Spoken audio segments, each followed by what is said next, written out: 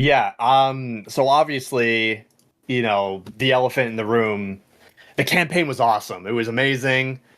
Uh, we obviously that's a joke. A lot of people have been criticizing this, and I think even I put a tweet out about it where the narrative is bad. The gameplay, it has its moments, but it's, I think, across the board not as strong.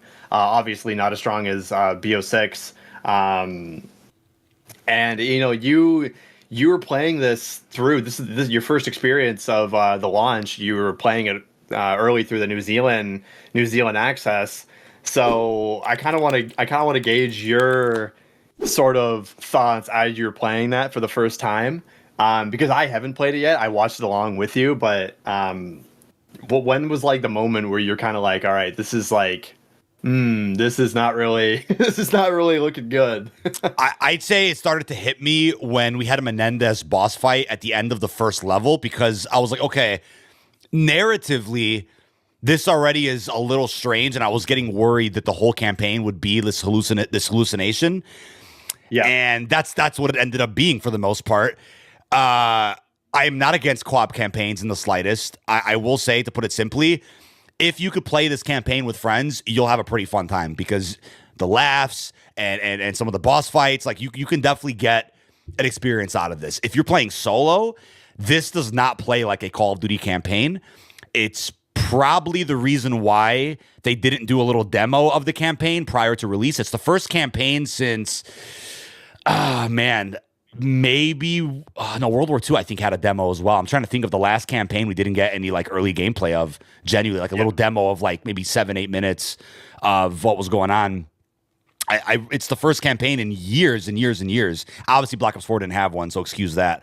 But it's the first campaign in years that we just didn't get any type of early demo. And I think it's because like there really wasn't much they could have shown that would have, I think, Yeah. convinced people that this was going to be a true sequel to Black Ops 2, let alone a sequel to Black Ops 6 in a way. I think narratively you have the exact same issues as what we had in BO6, where it's kind of this nothing burger as far as story, where you kind of start and end in the same place.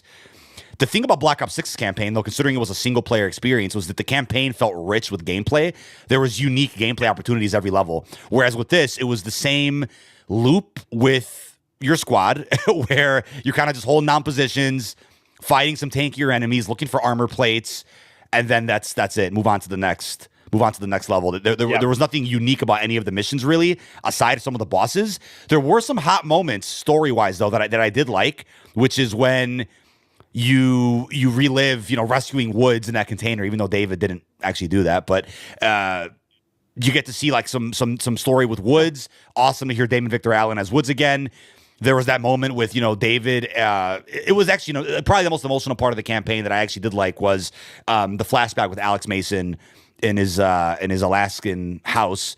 That was cool. Little cabin in the woods. Also, flashing back to the past of BO2 a little bit. There were some moments here and there where I'm like, okay, that's Black Ops. But for the most part here, it's like Menendez played no role in this campaign. It was revealed from the get-go he wasn't real. It was Cradle. Cradle is supposed to be that big element that brings you from BO6 to 7, but the Cradle and the Pantheon already weren't really fleshed out well in BO6. So to have that as like that big wow moment in BO7 is not really, it wasn't really appealing to most people. Emma Kagan revealed as the villain from the get-go also was kind of odd. Like they did not do much with their character at all either, right? It's like, I almost felt like all the flashbacks to these iconic locations and throughout Black Ops history could have all been in one mission.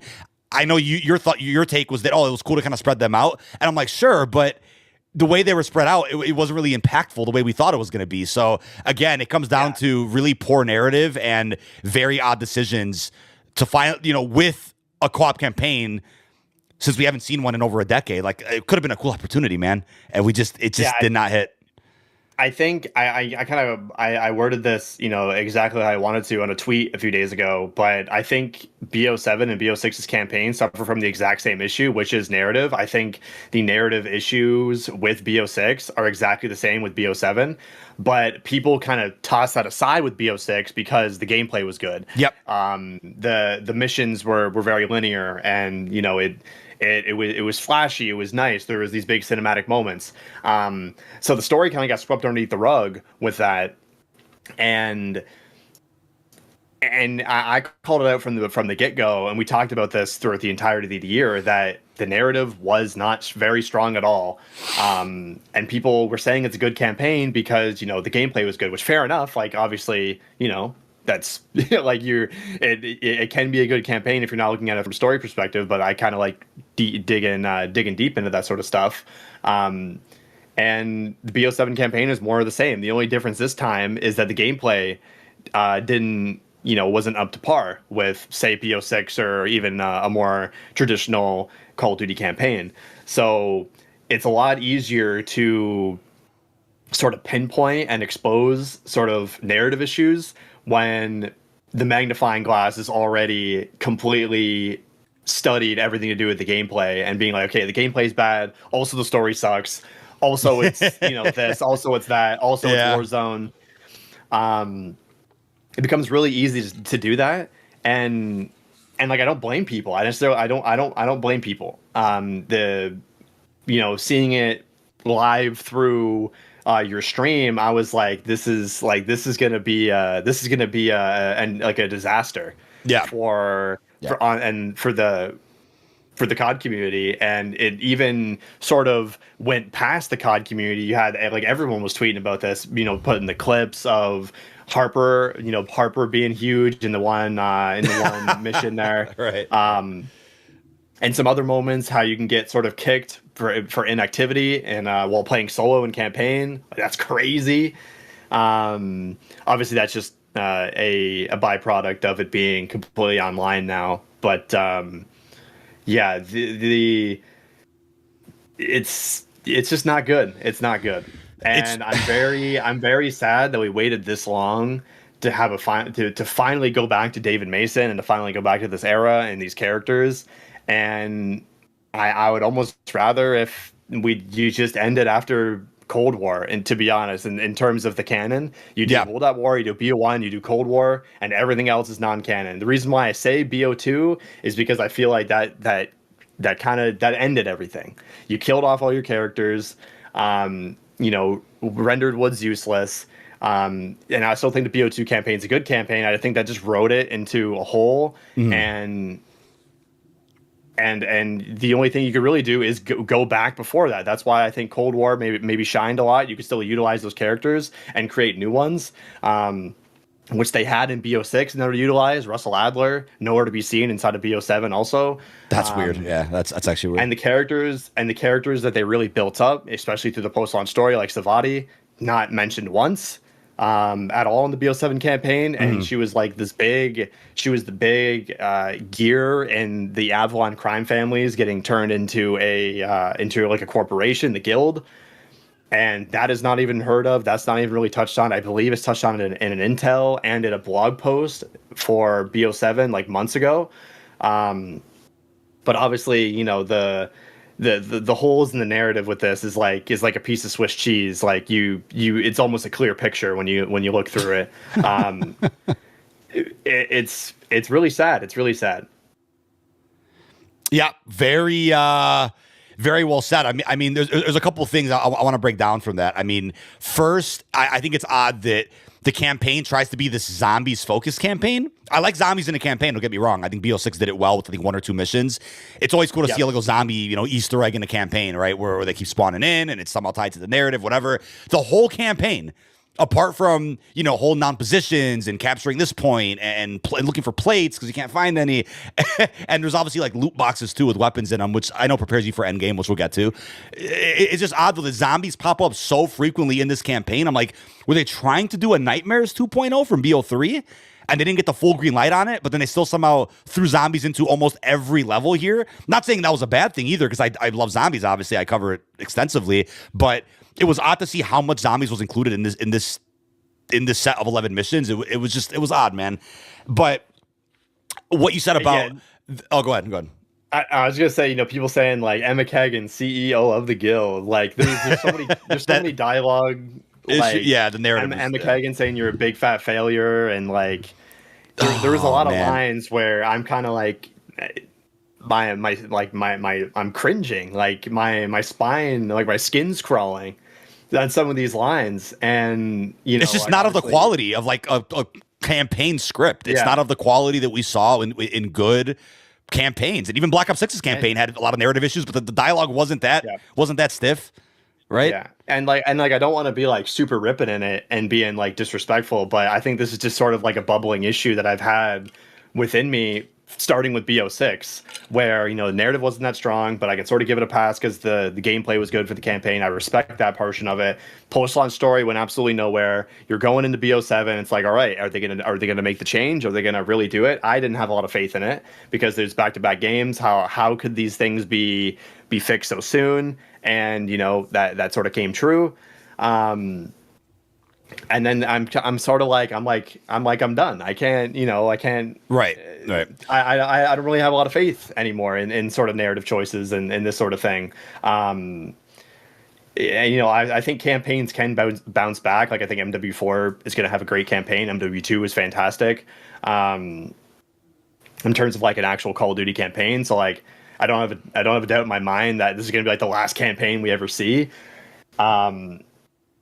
But yeah, you finished what you were saying before we talk about Endgame and sort of that stuff. Yeah, I was gonna say, why is it that somehow? And by the way, this is like the highlight gameplay wise of the whole campaign is this Vorkuta mission, which is funny because It's a beautiful mission. It's great. BO6 brought us back to Vorkuta for seemingly no reason, so it was kind of funny seeing Vorkuta in back-to-back campaigns. But regardless, it certainly felt like this entire campaign was just setting you up for Endgame, as we'll get to. Like, this entire campaign was like a big tutorial onboarding experience, kind of like the specialist stories from BO4, to get you invested in Endgame, which is certainly worth it. Endgame is worth it, but it's just weird that for a campaign to have to, to try to bear this much weight being a sequel to BO2 doesn't follow on any beats that we were hoping it would. And I mean, if you want to bring back Menendez, okay, there was an easy way to do that because Black Ops 4 actually, figured out a way to do that with the Blackout Matriarch clone system, which I know a lot of people don't know much about, but that's also like a very niche part of the Black Ops lore and canon that could have easily been used here to justify bringing Menendez back, who again plays no role in this actual campaign. Like it's as simple as it sounds. It's like Emma Kagan uses Cradle to trick people to gain the world's trust so that the guild could take over. Done. End of story. Like that's all that happens, and we expose it. We kind of solved the issue, but then we have to go back to Avalon for Endgame to actually clear all the guild out. But do we know the reason why she wants to do this? Like, yeah, there's no reason. Like, why does she want to take over the world? Why does she want to do that? It's just like the bad guy just wants to take over the world. Like, why did she screw over Savati Dumas? Why did she take over the guild? At 32 years old. Where were all these narrative sort of plot lines tied together, and to make people be like, oh, this is why this happened, or that's why we're going here, and that's why we're there, and like obviously I think the best mission of the campaign is obviously that Vorkuta mission, which then goes to a lot of more Alex Mason stuff at David's childhood home. Like that was like the best mission, and there's some missions. I forget which one it was. It was the one where you're on Skyline from BO6. Oh, that one's. Oh God. And I'm like, really? I remember I'm watching that, and I'm like, really? We're at Skyline. This was a beta map for BO6. Beta map. It was that was a frustrating moment. I think 50-50, like they were also trying to like pivot her to be really important, but they didn't give her much substance either. So I'm like, she could be really cool, but there just wasn't much going on with her character. I'm like, especially like this ending fight too. I'm like, come on, man. Like it's just, it's not even worth losing sleep over or getting too frustrated about, because obviously you could say, oh, well, this is part of the $70 package, but like realistically, what you're paying $70 for in BO7 is a high quality multiplayer and a high quality zombies, let alone endgame, plus all the free post-launch seasons. That's how you can excuse the 11 missions that most people aren't going to play anyway. That's how you can excuse these missions, being the way they are. But I mean, it's just crazy how what I'd argue are the two best multiplayers in years, MW3 and now BO7, both had rough, lackluster-ish campaigns. I think more so BO7. MW3 had some narrative and pacing issues, definitely some gameplay flaws, but nothing like what we saw with BO7. I'm truly alarmed with the fact that this is what we got. As someone, I honestly, I still stand by to this day. I rated Modern Warfare 3 an 8 out of 10. I liked some of the narrative that was tied up even through DMZ through MW2. And I kind of like the way they did the open combat missions, but the open world in MW3 is way better than I think the BO7 stuff. And that's funny. We actually heard that through a leak that this campaign has worse open world than Modern Warfare 3. And that was months and months and time ago. But in terms of the sort of the open combat, open world missions, I think MW3 really did that well. And I think and here's the thing: I think BO6 even did MW3 better with Yeah. that one open combat mission they had. It was awesome. Yeah. That the one mission where you're with Park and all them, like that was a great mission, and that was open world. No one complained about that. And then next year comes around, and everything, all that's just thrown out the window, and then it's like it's crazy. It's crazy to me.